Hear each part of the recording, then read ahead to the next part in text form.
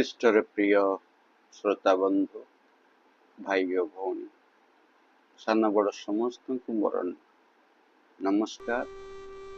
आज द्वितीय अध्याय हितवाणी कार्यक्रम को उपस्थापन करने को परमेश्वर मते सुजोग देथिबा मु धन्यवाद देवा सहित आपण समस्त को ए हितवाणी कार्यक्रम रे स्वागत करुछि। प्रिय बंधुगण, गत विषय आम देखुलु मनुष्यर विशेष आवश्यकता जहाँ सदाप्रभु परमेश्वर ज्ञानी राजा सोलोमन को द्वारा ताहा कहिथिले। तामे हितोपदेश 1 अध्याय 7 पद आधार आम देखुले जे सदाप्रभुंकर भय होछि ज्ञानर आरंभ। से ज्ञान विषय गुड़ी को आज प्रभु आम को देइछन्ति ध्यान करबा पई। जेतले आम प्रभुंकर वाक्य देख सुंदर भाव सदाप्रभु परमेश्वर वाक्य एपरि भाव लिखा जाए जे सदाप्रभु परमेश्वर ज्ञानी सोलोमन को मनोनीत कले। ज्ञानी सोलोमन को ज्ञान देले, सम्मान देले, धन देले, सब किछि देले। तार एकमात्र कारण होछि सोलोमन राजांकर प्रभुंक प्रति भय। जहाँ आम प्रभुंकर वाक्य आम गत थर ध्यान करूँ जे सदा प्रभुंक विषय भय ज्ञानर आरंभ। तो प्रिय मान, आज आम देखा सदा प्रभुंक भय कौन अटे। गत विषय आम ध्यान करूँ आ प्रभुकर वाक्य आम देखी जे सदा प्रभुंकर भय यदि जने सदा प्रभु को भय करनी, सदा प्रभु को भक्ति करनी, सदा प्रभु को पथरे चलनी, तार जीवन रे से किछि प्रभुंकर सफलता पाइबार संभावना बहुत कम। कारण आम जीवन गोटे आत्मिक विषय गुड़िक केन्द्रित। कारण आम जगतर ज्ञान तो दरकार, किंतु आत्मिक ज्ञान जहाँ हमको स्वर्गीय वातावरण को, स्वर्गीय ध्यान को, आत्मिक ज्ञान को हमको विवेचना करा पड़े।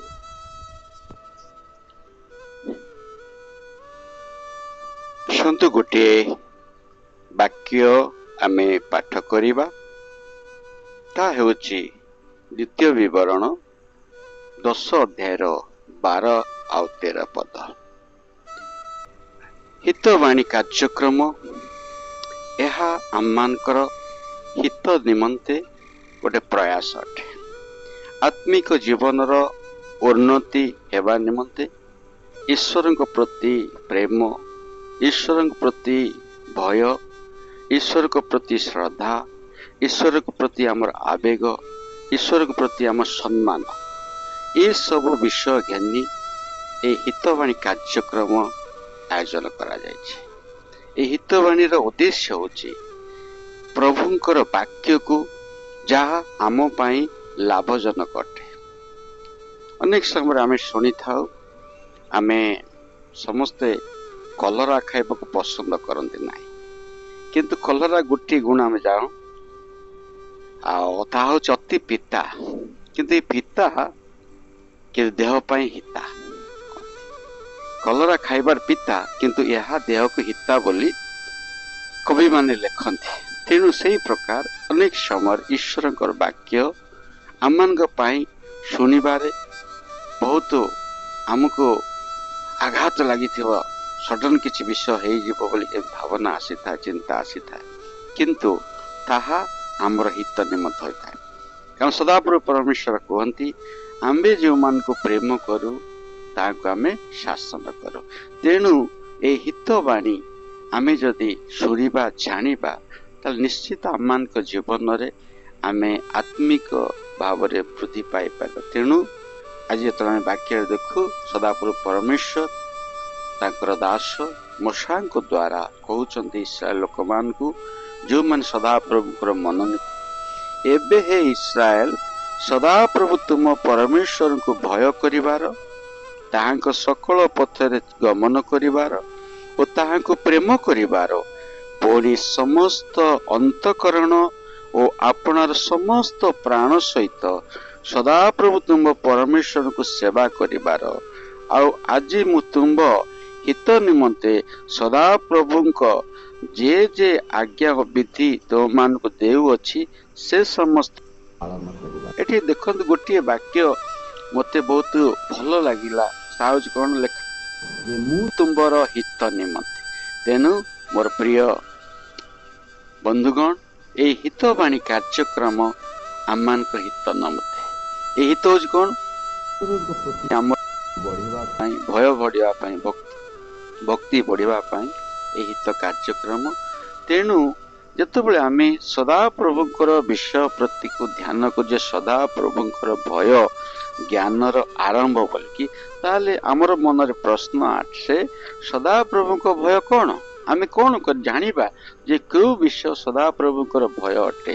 ବିଭିନ୍ନ ଧର୍ମ ଲୋକମାନେ ଅଛନ୍ତି, ବିଭିନ୍ନ ଧର୍ମର ଲୋକମାନଙ୍କର ଅଲଗା ଅଲଗା ବିଶ୍ୱାସ ମତ ରହିଛି, କିନ୍ତୁ ଗୋଟିଏ ବାଇବେଲ ଦୃଷ୍ଟିକୋଣରୁ ଯଦି ଆମେ ଦେଖିବା, ଯାହା ପବିତ୍ର ଧର୍ମଶାସ୍ତ୍ର ବାଇବେଲରେ ଲେଖାଯାଇଅଛି, ସେଇ ବିଷୟ ଯଦି ଆମେ ଧ୍ୟାନ କରିବା, ଏହା ଆମକୁ ଏହି ପ୍ରକାର ପ୍ରକାଶ କରେ, ଏହା ପରମେଶ୍ୱରଙ୍କୁ ସମ୍ମାନ ଦେବା, ମାନ୍ୟତା କରିବା, ତାଙ୍କର ଶକ୍ତି ଓ ଅଧିକାରକୁ ଆମେ ଭାବିବା, ତାଙ୍କୁ ସର୍ବୋଚ୍ଚ ସ୍ଥାନରେ ଆମ ହୃଦୟରେ ରଖିବା, ତାଙ୍କୁ ମହିମା ଦେବା, ଯେପରି ସ୍ୱର୍ଗର ଦୂତମାନେ ଭୟର ସହିତ ତାଙ୍କର ଚରଣରେ ପଡ଼ି ପ୍ରଣାମ କରି ତାଙ୍କର ଭଜନା କରନ୍ତି।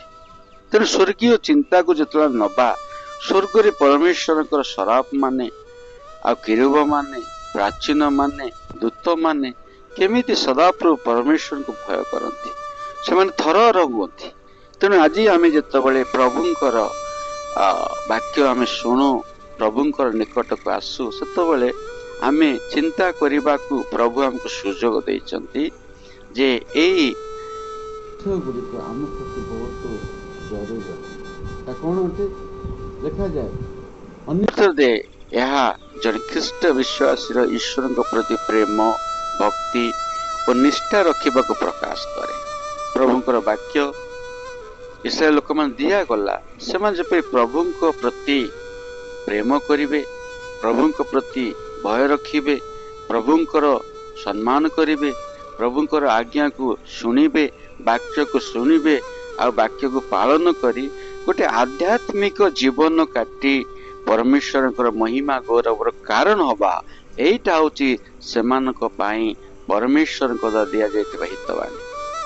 ଆଉ ଏଇ ହିତବାଣୀକୁ ଯଦି ଆମେ ଶ୍ରବଣ କରୁ, ପ୍ରଭୁଙ୍କର ବାକ୍ୟ ପବିତ୍ର ବାଇବେଲରେ, ଆଉ ଯଦି ଆମେ ଦେଖୁ, ଅନେକ ଜାଗାରେ ଲେଖା ଅଛି, ଆଉ ପ୍ରଭୁଙ୍କର ଅନେକ ଭକ୍ତମାନେ ସେମାନଙ୍କ ଜୀବନରେ ଯେଉଁ ବିଶେଷ ବିଷୟ ଗୁଡ଼ିକ ପାଇଛନ୍ତି, ବାକ୍ୟ ଦ୍ୱାରା, ଦର୍ଶନ ଦ୍ୱାରା, ସ୍ୱପ୍ନ ଦ୍ୱାରା, ବିଭିନ୍ନ ମାଧ୍ୟମରେ, ଆଉ ସେ ବିଷୟ ଆତ୍ମାଙ୍କ ଦ୍ୱାରା ଆମ ପାଇଁ ଲେଖିଛନ୍ତି। ତେଣୁ ଯେତେବେଳେ ଆମେ ପ୍ରଭୁଙ୍କର ବାକ୍ୟ ପଢ଼ୁ, ଏହି ହିତୋପଦେଶ ଅତି ସୁନ୍ଦର ଗୋଟିଏ ପୁସ୍ତକ ଅଟେ ପୁରାତନ ନିୟମରେ।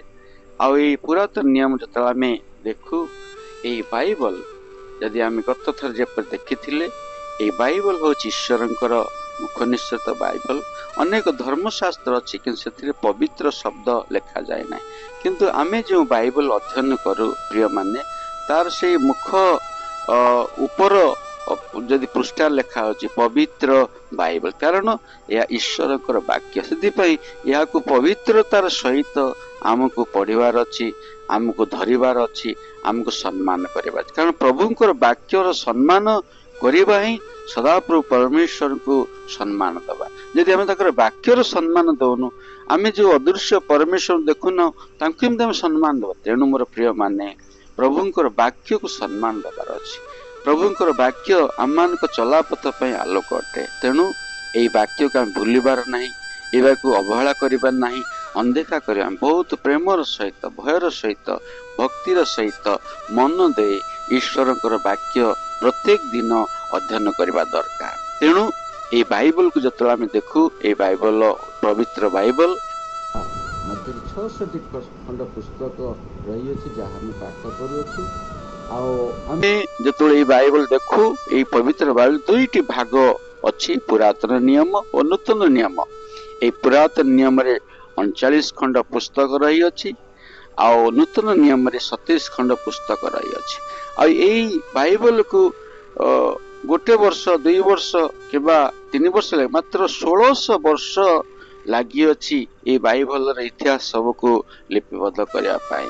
ଆଉ ଏଇ ବାଇବଲ ଦେଖିବା ପାଇଁ ଛୋଟ ଅଟେ, କିନ୍ତୁ ଏହାର ଗୋଟେ ଗୋଟେ ବାକ୍ୟ, ଗୋଟେ ଗୋଟେ ବିଷୟ ଐତିହାସିକ ଭାବରେ ହେଉ, ଆତ୍ମିକ ଭାବରେ ହେଉ, ଆଉ ଯେକୌଣସି ଭାବରେ ଆମେ ଗୋଟେ ଏଭିଡେନ୍ସ ଭାବରେ ଆମେ ଦେଖୁ ବୁଝିବାକୁ, ଏ ବାଇବଲରେ ଅନେକ ଅନେକ ବିଷୟ ଗୁଡ଼ିକ ରହିଅଛି। ଆମେ ଖୋଜିବା ଯଦି ଆମେ ନିଶ୍ଚିତ ପାଇପାରିବା।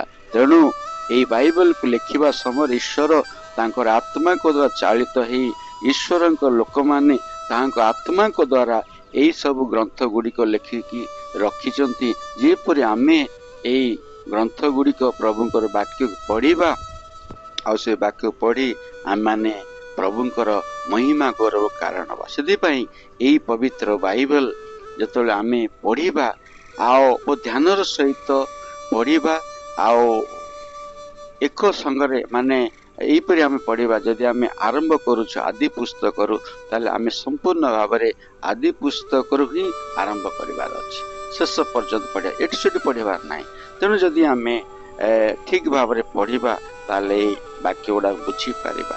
ତେଣୁ ଆମେ ଯେତେବେଳେ ପ୍ରଭୁଙ୍କର ବାକ୍ୟ ଦେଖୁ, ହିତୋପଦେଶ ତାର 22ର 4 ପଦରେ ଲେଖାଯାଏ, ନମ୍ରତାର ଓ ସଦାପ୍ରଭୁଙ୍କ ବିଷୟକ ଭୟର ପୁରସ୍କାର ଧନ ଓ ସମ୍ମାନ ଓ ଜୀବନ ଅଟେ। ପ୍ରିୟମାନେ, ସୋଲୋମନ ସଦାପ୍ରଭୁଙ୍କୁ ପ୍ରାର୍ଥନା କଲେ ଜ୍ଞାନ ପାଇଁ, କିନ୍ତୁ ସଦାପ୍ରଭୁ ପରମେଶ୍ୱର ସୋଲୋମନ ରାଜାଙ୍କର ପ୍ରାର୍ଥନା ଶୁଣିଲେ, ଆଉ ତାଙ୍କୁ ଜ୍ଞାନ ଦେଲେ, ଆଉ ତାଙ୍କୁ ସମ୍ମାନ ଦେଲେ, ଆଉ ତାଙ୍କୁ ଧନ ଦେଲେ।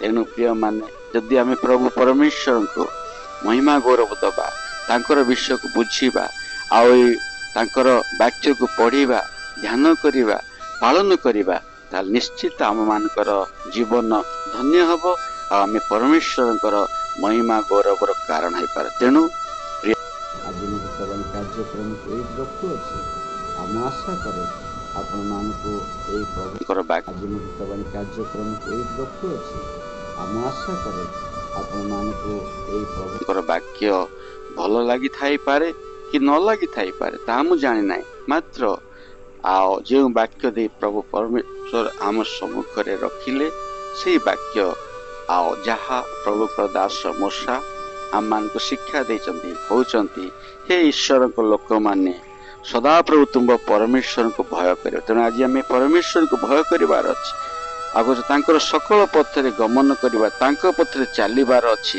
ତାଙ୍କୁ ପ୍ରେମ କରିବାର ଅଛି, ଆଉ ତାହାଙ୍କୁ ସମସ୍ତ ଅନ୍ତଃକରଣ ହୃଦୟର ଓ ସମସ୍ତ ପ୍ରାଣ ସହିତ ସଦାପ୍ରଭୁ ପରମେଶ୍ୱରଙ୍କର ସେବା କରିବାର ଅଛି। ତେଣୁ ଆଜିର ଏହି କାର୍ଯ୍ୟକ୍ରମରେ ଆପଣ ଶୁଣୁଥିବାର ଧନ୍ୟବାଦ।